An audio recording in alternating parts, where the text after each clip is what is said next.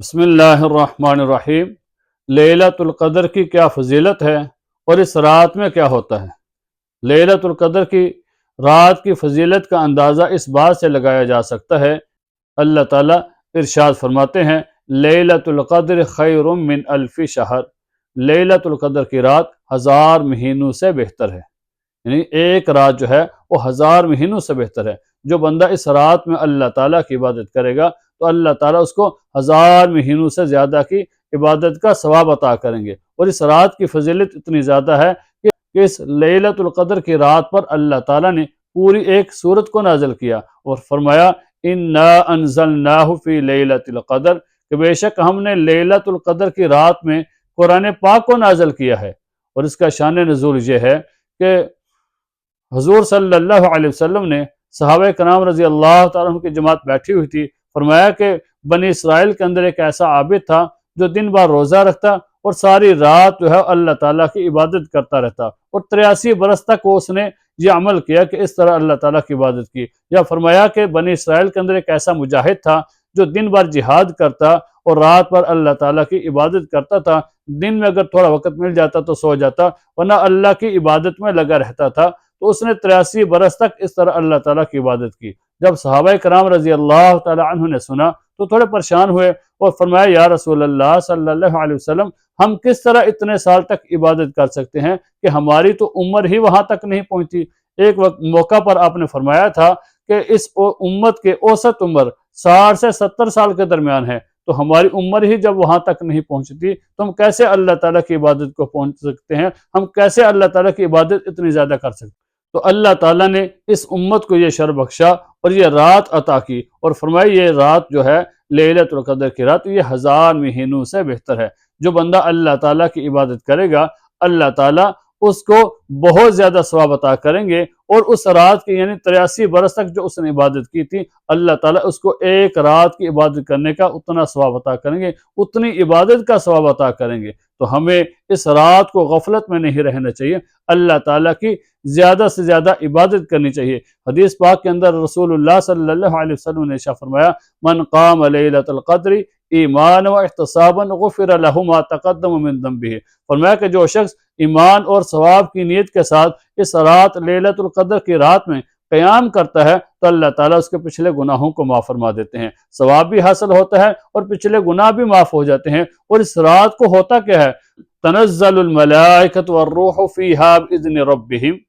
کہ فرشتوں کی ایک بہت بڑی جماعت جبریل امین کے ساتھ زمین پر نازل ہوتی ہے۔ اللہ تعالیٰ فرشتوں کا نزول فرماتے ہیں اور وہ جماعت جو آتی ہے پھر زمین پر پھیل جاتی ہے اور ان لوگوں کو تلاش کرتی ہے جو اللہ تعالیٰ کی عبادت کے اندر مصروف ہوتے ہیں، جو قرآن پاک کی تلاوت کر رہے ہوتے ہیں، جو قیام کے اندر ہوتے ہیں، جو رکوع کے اندر ہوتے ہیں، یا سجدے کی حالت میں اللہ تعالیٰ سے دعا و استغفار کر رہے ہوتے ہیں یا اپنی دعا مانگ رہے ہوتے ہیں، تو فرشتے ان کو تلاش کرتے ہیں اور ان کے ساتھ شامل ہو جاتے ہیں، یا پھر ان کی دعا کے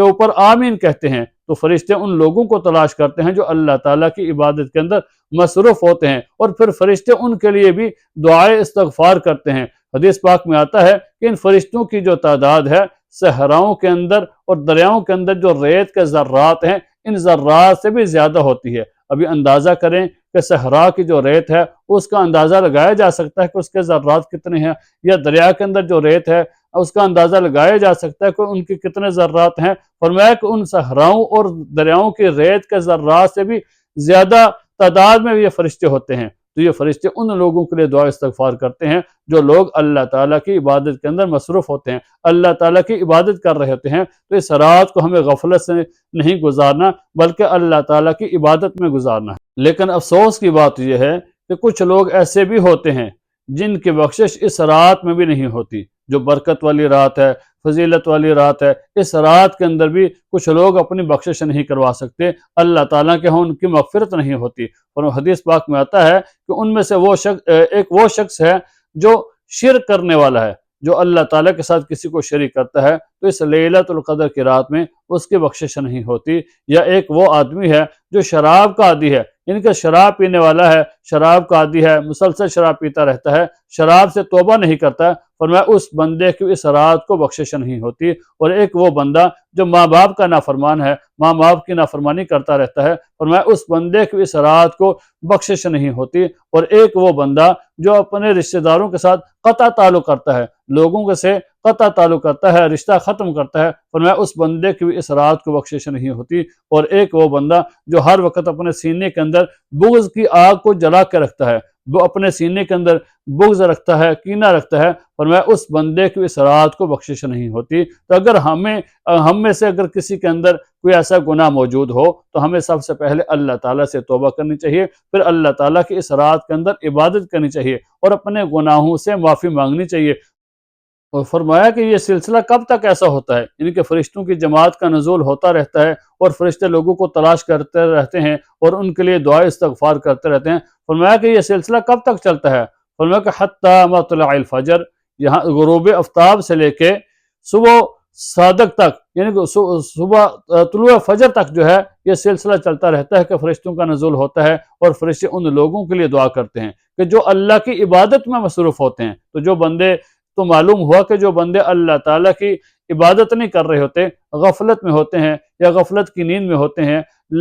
یعنی کاموں کے اندر مصروف ہوتے ہیں، تو ایسے لوگوں کے لیے فرشتے دعا نہیں کرتے۔ تو ہمیں چاہیے کہ اس رات کو قیمتی جان کر اللہ تعالیٰ کی طرف سے ایک غنیمت سمجھ کر اور نعمت سمجھ کر اللہ تعالیٰ کی عبادت کرنی چاہیے اور اللہ تعالیٰ کے حکم کو پورا کرنا چاہیے اور اپنے گناہوں کی معافی مانگنی چاہیے۔ کیونکہ اگر کوئی بندہ اس رات کو جس کی بخشش نہیں ہوگی تو پھر کس رات، کوئی کون سی ایسی رات ہوگی کہ جس رات کو اس بندے کی بخشش ہوگی؟ تو ہمیں سب سے پہلے اپنے گناہوں سے توبہ کرنی ہے اور اس رات کی برکات کو اور فضیلت کو حاصل کرنا ہے۔ اللہ تعالی ہم سب کو عمل کرنے کی توفیق عطا فرمائے۔